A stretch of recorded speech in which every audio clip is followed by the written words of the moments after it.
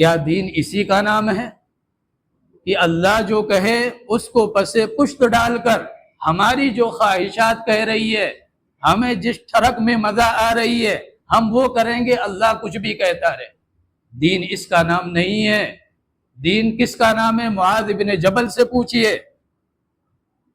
کہ اللہ کے نبی ان سے یہ کہہ رہے ہیں انی لاحبک یا معاذ، معاذ میں تم سے پیار کرتا ہوں۔ یہ واحد صحابی ہیں، سیدنا حضرت ابو بکر کا مقام بہت بلند ہے، لیکن اللہ کے نبی نے ان سے بھی یہ جملہ نہیں کہا ہے کہ ابو بکر میں تم سے پیار کرتا ہوں۔ حضرت عمر یعنی 1.25 لاکھ صحابہ میں واحد صحابی ہے جن کو یہ اعزاز ملا کہ اللہ کے نبی نے اپنی محبت کا ان سے اظہار کیا۔ ان کا معاملہ یہ ہے کہ یہ صحابہ کرام کے اندر مشہور ہیں اس تعلق سے کہ معاذ کی سب سے بڑی خواہش یہ ہے کہ اللہ کے نبی کے قدموں میں جا نکلے، وہ سفر ہو یا حضر ہو، وہ آپ کی مجلس سے جدا نہیں ہونا چاہتے ہیں، یہ ان کی سب سے بڑی خواہش ہے۔ اللہ کے نبی نے محبت کا اظہار بھی کر رکھا ہے کہ معاذ تمہیں محبت نہیں کرتے، میں بھی تم سے محبت کرتا ہوں۔ لیکن ایک موقع پر مسجد نبوی میں اللہ کے نبی اعلان کرتے ہیں کہ معاذ، یمن کے اندر ایک ایسے شخص کی ضرورت ہے جو دین بھی جانتا ہو، جو حکومت کرنے کا طریقہ بھی جانتا ہو، جو لوگوں کے فیصلے کرنے کی صلاحیت بھی رکھتا ہو۔ معاذ، میری نظر انتخاب تم پر ہے، میں یہ چاہتا ہوں کہ معاذ تم یمن چلے جاؤ اور وہاں جا کر حکومت کرو۔ آپ بتلائیے، صحابہ کرام کے سامنے جب یہ بات آپ نے کہی، سارے صحابہ کی نظریں معاذ کی طرف، اس لیے کہ صحابہ جانتے ہیں کہ یہ آپ کو چھوڑنا نہیں چاہتے، آپ کی مجلس سے یہ جدا نہیں ہونا چاہتے، لیکن دربار رسالت سے فیصلہ یہ ہو رہا ہے کہ معاذ اتنے 100 میل دور تم مجھ سے چلے جاؤ اور وہاں جا کر دین کی تبلیغ کرو، لوگوں کے فیصلے دیکھو، وہاں حکومت کرو۔ اللہ کے نبی نے اپنی چاہت کا اظہار کیا۔ معاذ بن جبل رضی اللہ تعالی عنہ بغیر کسی تردد اور اس کے سیدھے اٹھے گھر گئے، ساری تیاری کی، اونٹنی پر سامان لادا اور مسجد نبوی کے سامنے کھڑے ہو کر انہوں نے کہا یا رسول اللہ میں تیار ہوں۔ صحابہ کرام حیران، پوچھا انہوں نے کہ معاذ اتنا بڑا فیصلہ کیسے کر لیا، تمہاری خواہش تو یہ تھی۔ تو حضرت معاذ رضی اللہ تعالیٰ عنہ نے قرآن کریم کی ایک آیت مبارکہ سنائی۔ انہوں نے فرمایا، قرآن میں اللہ نے فرما دیا ہے کہ وَمَا كَانَ لِمُؤْمِنٍ وَلَا مُؤْمِنَةٍ إِذَا قَضَى اللَّهُ وَرَسُولُهُ أَمْرًا أَن يَكُونَ لَهُمُ الْخِيَرَةُ، کہ جب اللہ اور اس کا رسول کسی ایمان والے مرد یا ایمان والی عورت کے لیے کوئی فیصلہ کر دے تو سوچنے سمجھنے کی جو اختیارات ہیں یہ تمام سلب کر دیے جاتے ہیں۔ اب اگر قیل و قال کیا، اللہ ایک حکم دے رہا ہے، اب اس پر کسی نے سوال کیا تو پھر وہ اسلام میں نہیں ہے، وہ اسلام سے باہر چلا گیا۔ حضرت معاذ نے کہا کہ میں یہ سمجھ چکا ہوں، یہ آیت میں پڑھ چکا ہوں، لہذا اللہ کے نبی نے جب یہ حکم دیا، آپ کی جب یہ خواہش ہے میں یمن چلا جاؤں، ہمارے جذبات کی قربانی،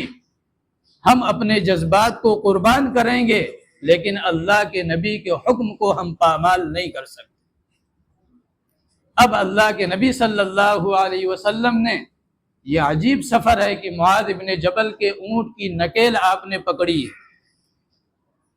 اور حضرت معاذ رضی اللہ تعالی عنہ کو اونٹنی پر بٹھایا ہے۔ اللہ کے نبی پیدل ہیں، معاذ ابن جبل اونٹنی پر ہیں،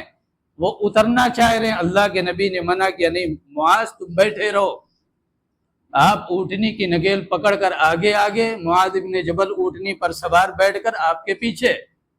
اور اس بیچ میں بڑی نصیحتیں کی ہیں آپ صلی اللہ علیہ وسلم نے معاذ کو کہ معاذ شرک نہ کرنا، معاذ والدین کی نافرمانی نہ کرنا، معاذ جہاد سے منہ نہ موڑنا، معاذ زکوٰۃ دیتے رہنا، معاذ بڑی نصیحتیں ہیں۔ جب ثنیۃ الوداع پر پہنچے، جہاں سے مہمانوں کو رخصت کیا جاتا تھا کہ اب وہ اپنے راستے، ہم واپس اپنے گھر کی طرف لوٹے، جب یہاں پہنچے بات کرتے کرتے تو آپ صلی اللہ علیہ وسلم نے حضرت معاذ سے کہا کہ معاذ ہو سکتا ہے کہ جب اب تمہاری واپسی ہو تو میری قبر پر ہو، یعنی اب جب تم دوبارہ یمن سے کبھی واپس آؤ گے تو اس دنیا میں مجھے حیات نہیں پاؤ گے، میں قبر کے اندر ہوں گا، تم قبر کے باہر ہوگے۔ آپ اندازہ لگائیے یہ سفر کتنا دشوار ہے معاذ ابن جبل کے لیے۔ ایک تو اپنی خواہشات کا گلا گھوٹے ہوئے ہیں، اور دوسرا یہ اللہ کے نبی نے یہ بھی بتا دیا کہ معاذ اب ہماری تمہاری ملاقات نہیں ہوگی۔